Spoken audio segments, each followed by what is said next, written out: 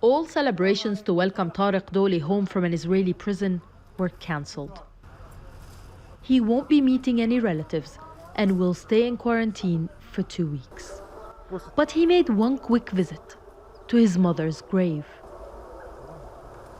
Palestinian medics tested him for the coronavirus immediately after his release. His results came back negative, but he says the last weeks of his 18 years in prison were very stressful. The situation inside Israeli prisons is catastrophic. We didn't have good medical care or serious precautions. Only lately, prison guards started wearing gloves and masks when they entered our rooms. But not everyone was cautious in the first days of the outbreak in Palestine. Celebrations like these angered many Palestinians. Thousands gathering to welcome a released prisoner from Jenin in the north of the occupied West Bank. While this released prisoner wasn't infected, SARSOUR was.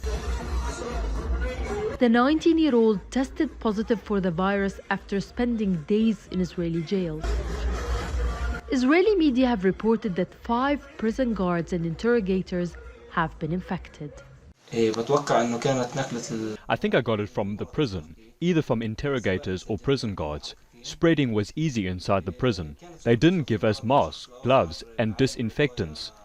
The Palestinian Prisoners Club, a local rights organization, says detentions continue like usual.